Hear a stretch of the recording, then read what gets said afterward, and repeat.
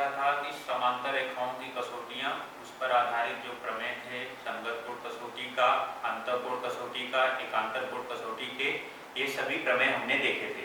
अब ये प्रमेयों के बाद उसके बाद में हमने एक उपप्रमेय देखा था और उसके साथ में एक उपप्रमेय रह गया था जो मैं अभी बता रहा हूँ। वो उपप्रमेय दूसरा है, यदि किसी भी प्रतल की दो रेखाएं उसी प्रतल की तीसरी रेखा के समांतर हों तो वे रेखाएं परस्पर समांतर होती हैं। अब यहाँ पर जैसे रेखा L समांतर रेखा M, तीसरी रेखा N, ये एक ही प्रतल में एक दूसरे के समांतर हैं और उनकी एक तिर्यक रेखा ये Q जो है इस प्रकार है कि इन्हें कट कर रही है। तो यहाँ पर जैसे लिख सकते हैं रेखा L जो दत्त में दिया है, रेखा L, रेखा M तथा रेखा N, तीन एक प्रतलीय रेखाएं इस प्रकार हैं कि रेखा L समांतर रेखा M समांतर रेखा N। हमें सिद्ध करना है कि रेखा L रेखा N के समांतर हो। इस मतलब हो गया कि दो रेखाएं दी गई हो, अगर तीसरी रेखा समांतर है तो यहाँ पर रेखा L समांतर होना चाहिए रेखा N के।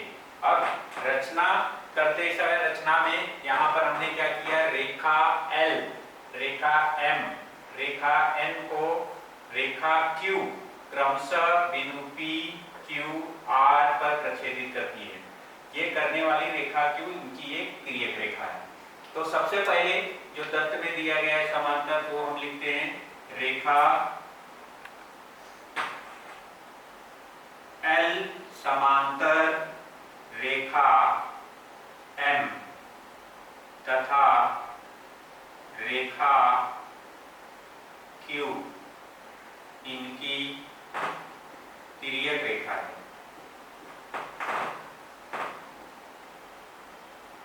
तिर्यक रेखा है, ये लिख दिए। अब ये जो कोण है और ये कोण दोनों संगत कोण है। यहाँ पर कोण GPB बराबर कोण PQD कथन एक, यहाँ पर हम लिखेंगे संगत कोण, ये संगत कोण। फिर उसी तरीके से उसी प्रकार हम लिख सकते हैं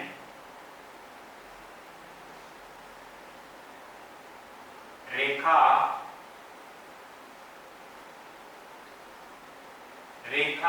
L समांतर, रेखा L समांतर है रेखा N के, रेखा L समांतर है रेखा N के।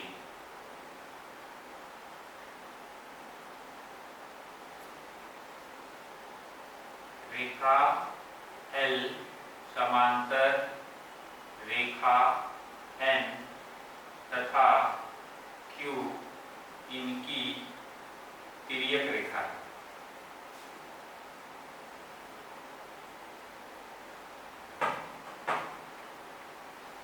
इसलिए कोण GPB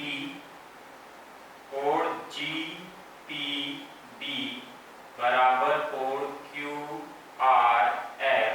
इसमें एक रेखी का गुणधर्म लगा सकते हैं हम लोग, जैसे P dash Q dash R है और ये भी क्या है संगत कोण, यहाँ पर लिखेंगे संगत कोण।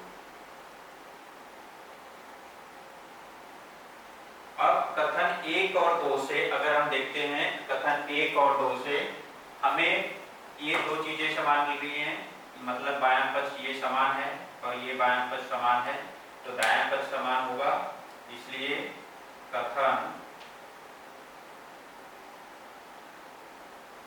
1 तथा कथन 2 से कोण PQD बराबर कोण QRF, ये कोण, ये दोनों कोण संगत कोणों की जोड़ियों के कोण हैं। इसलिए रेखा समांतर रेखा n, यहाँ पर समांतरता की संगत कोण कसौटी से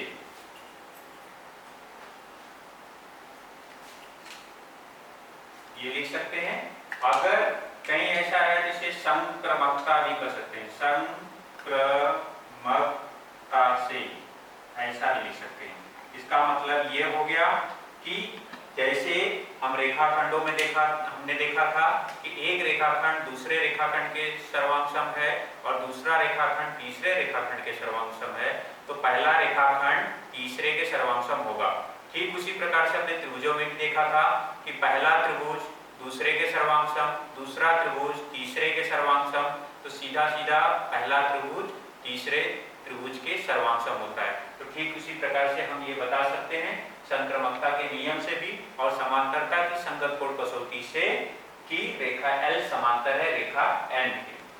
अब हम प्रश्न 2.2 देखते हैं। इसमें पहला प्रश्न दिया गया है, दी गई आकृति में y बराबर 100, y यहाँ है 108 अंश और x बराबर 71, तो क्या रेखा M तथा रेखा N समांतर होंगी? कारण लिखिए। तो सबसे पहले जो मान दिया वो लिख लेते हैं हम। x बराबर दिया है 71 अंश और y बराबर दिया है 108। अब x प्लस y अगर जोड़ते हैं, क्योंकि ये अंतःकोणों के हिसाब से दिख रहे हैं, अगर ये अंतःकोणों के मापों का योगफल 180 अंश आता है तो निश्चित रूप से अंतःकोण कसौटी से रेखा M समांतर है रेखा N के। अगर नहीं आता है तो रेखा M समांतर नहीं है रेखा N के। इसलिए सबसे पहले x प्लस y लिखते हैं हम लोग। तो x प्लस y बोला जाए तो यहाँ पर 71 प्लस 108 बराबर आएगा 179। तो ये 179 आया, इसका मतलब है ये 180 नहीं है, इसलिए लिखेंगे हम x प्लस y बराबर नहीं है 180 अंश के। इसलिए रेखा N यह रेखा M के समांतर नहीं है।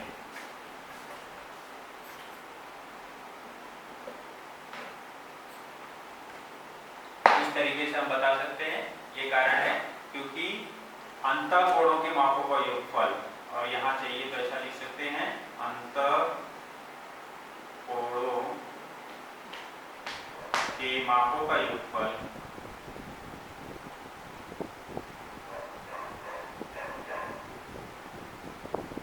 180 अंश होता है।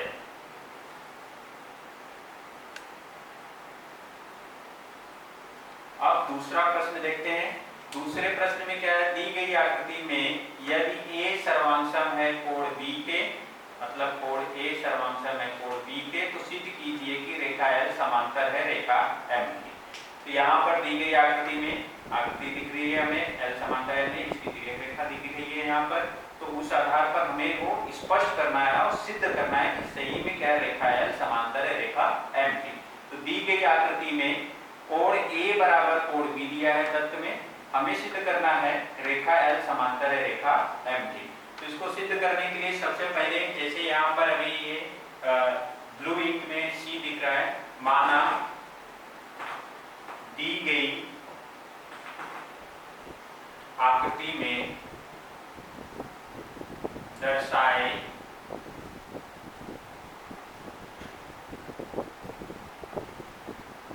स्थान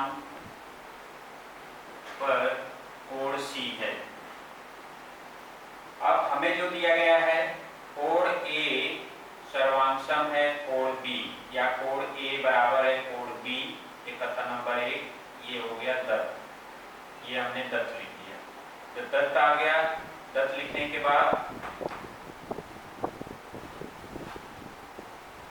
अब क्योंकि कोण और A और C शीर्षाभिमुख कोण है, तो दूसरा हम पॉइंट लिखेंगे A बराबर कोण C, कथन नंबर 2 ये शीर्षाभिमुख कोण, शीर्षाभिमुख विमुख कोण, ये शीर्षा विमुख कोण है। कोण ए बराबर सी, आमने सामने के कोण है, ये शीर्षा विमुख कोण है। तो अब अगर हम देखते हैं कि कोण ए बराबर कोण बी है, कोण ए बराबर कोण सी है, तो जहां पर ए है उसकी जगह पर हम सी लिख देते हैं। तो यहां पर हम लिखेंगे कथन ए तथा कथन 2 से कोण सी बराबर कोण बी, इसलिए परंतु यह संगत कोणों की जोड़ी है,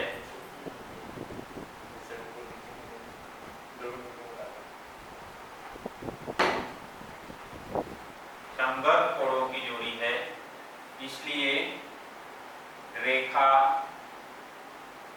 L समांतर रेखा M, यहां पर कारण लिखेंगे समांतरता की संगत कोण कसौटी से।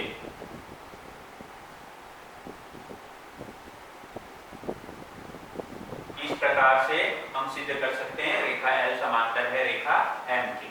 अब तीसरे प्रश्न को देखते हैं हम। तीसरे प्रश्न में दिया है, दी गई आकृति में कोण A सर्वांशम है कोण B के, कोण A सर्वांशम है कोण B के, कोण X सर्वांशम है कोण Y के, तो सिद्ध करना हमें रेखा L समांतर रेखा N की।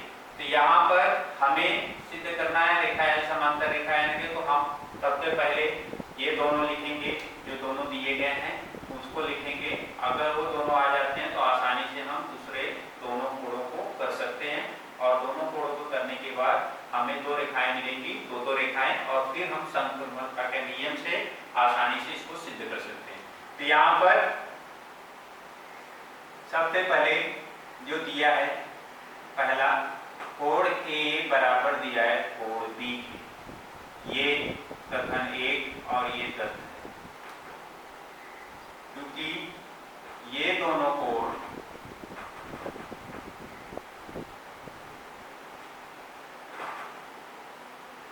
संगत कोणों की जोड़ियां हैं,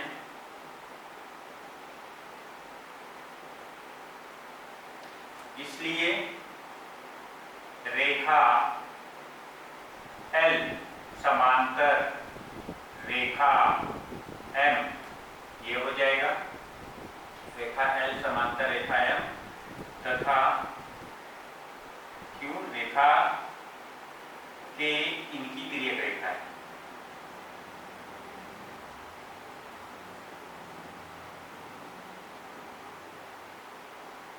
ये कथन नंबर 2, और इसका कारण है समांतरता की संगत कोण कसौटी से।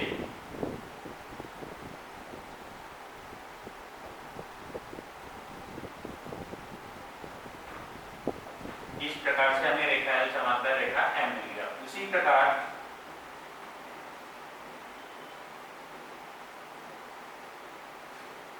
कोण X बराबर कोण Y, ये कथन नंबर 2, ये भी तत्व में दिया है। ये एकांतर कोण जैसे दिख रहे हैं, इसलिए ये दोनों कोण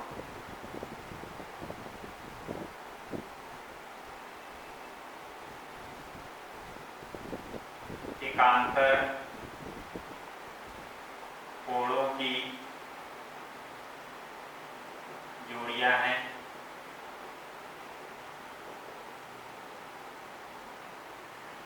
इसलिए रेखा M समांतर रेखा N तथा P इनकी तिर्यक रेखा है। रेखा P इनकी तिर्यक रेखा है।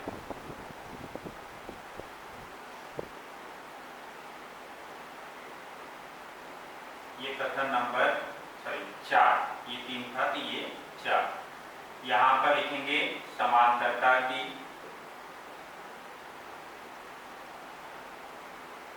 एकांतर कोण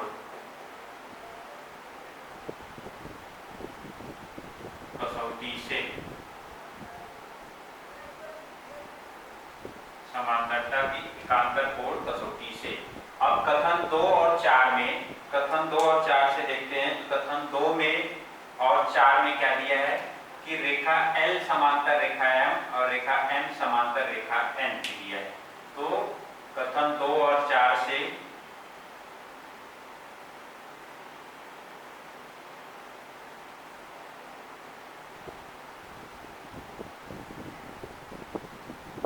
रेखा L समांतर रेखा M समांतर रेखा N, इसलिए रेखा L समांतर है रेखा N के। इससे भी संक्रमकता का नियम लिख सकते हैं।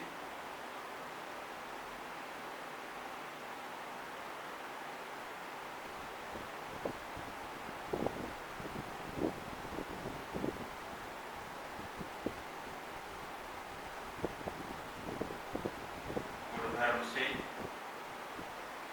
ठीक है। इस तरीके से हमने तीसरे प्रश्न को हल किया।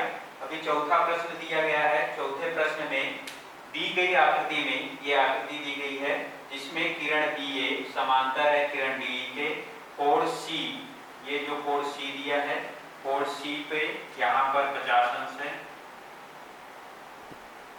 और कोण D कितना है, 100 अंश है। तो कोण ABC का मान ज्ञात करना है। ये वाला कोण हमें ज्ञात करना है। इसी आकृति को सबसे पहले हमने क्या किया, इसको ज्ञात करने के लिए, जैसे किरण AB समांतर थी किरण DE के, इसीलिए किरण DE के समांतर हमने खींचा बिंदु C से रेखा XY। ये रचना करेंगे, फिर हम उसको हल करने की कोशिश करेंगे क्या है। तो सबसे पहले ये आकृति मैंने यहाँ पर अपनी जानकारी के लिए इसको फिर से बना दिया हम लोगों ने। यहाँ पर आ जाता है ये 50 अंश और इधर है ये 100 अंश, ये 50 और ये 100। तो यहाँ पर सबसे पहले हमें रचना लिखनी पड़ेगी। हमने रचना क्या किया वो बताना पड़ेगा।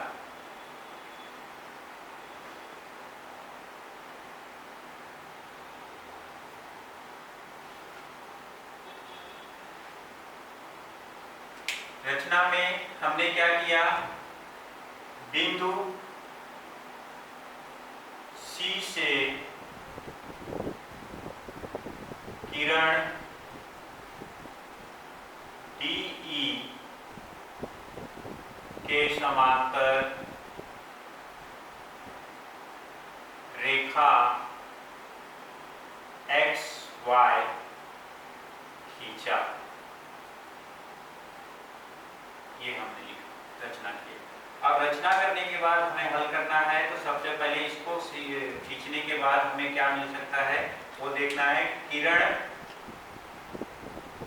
सिंस कथन में दिया था दत्त में कि किरण DA समांतर है किरण DE के, ये दत्त हो गया। फिर रचना में हमने क्या किया कि किरण DE समांतर है रेखा XY। ये कथन नंबर 2 ये आ गया रचना से, ये मिल गया। अब उसके बाद कथन 1 तथा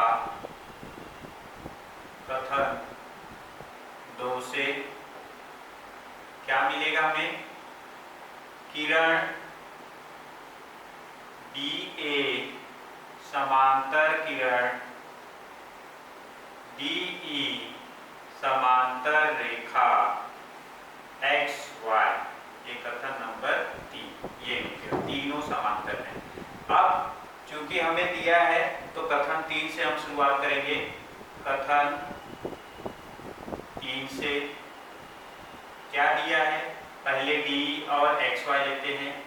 किरण DE समांतर है रेखा XY के तथा रेख CD इनकी तिर्यक रेखा है।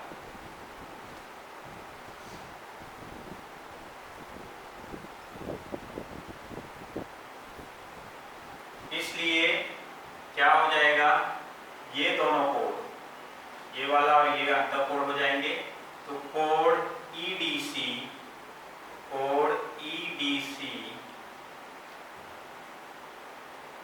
प्लस कोण DCY, DCY बराबर 180 अंश। यहाँ पर अंतर कोणों के मापों का योगफल।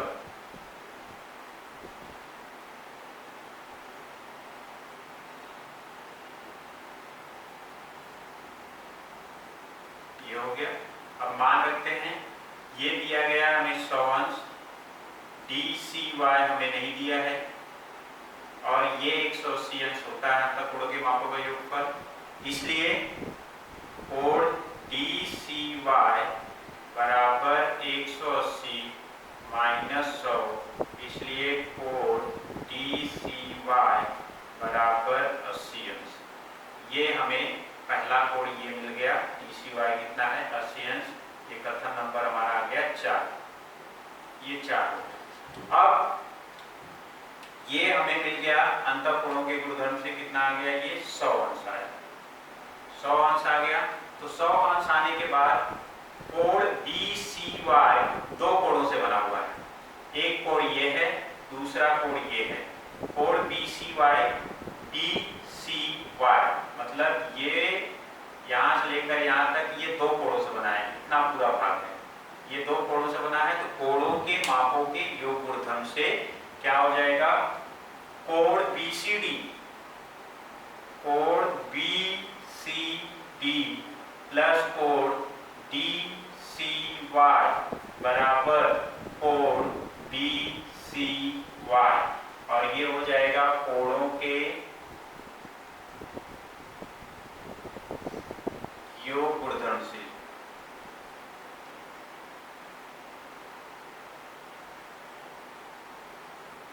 इसलिए BCD अभी कितना है 50 अंश है, तो यहाँ पर आ जाएगा ये 50 अंश, और DCY कितना है 80 अंश आया है, यहाँ पर ये 80 अंश, इसलिए कोण DCY हो जाएगा। ये आया कहाँ से, दत्त तथा, दत्त माने प्रश्न में दिया है, दत्त तथा कथन 4 से आया ये मान।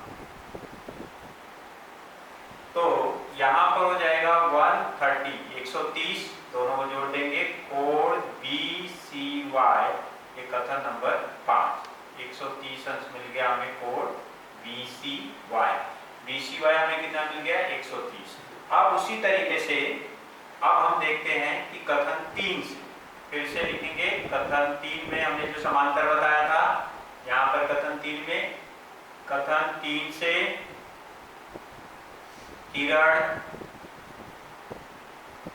BA समांतर रेखा XY तथा रेख BC इनकी तिर्यक रेखा है, BC इनकी तिर्यक रेखा है। तो ये वाला कोण और ये कोण एकांतर कोण हो जाएंगे, इसलिए क्या हो जाएगा, इसलिए कोण ABC बराबर कोण BCY, ये कारण एकांतर कोण, एकांतर कोण हो गया। अब BCY का मान दिया गया है, यहाँ पे लिखेंगे कथन 5 से, तो हमें क्या मिल जाएगा, इसलिए कोण ABC बराबर 130 अंश। तो इस प्रकार हमने ये चौथा प्रश्न हल किया, और हम इसके आगे वाले वीडियो में आगे का प्रश्न देखेंगे।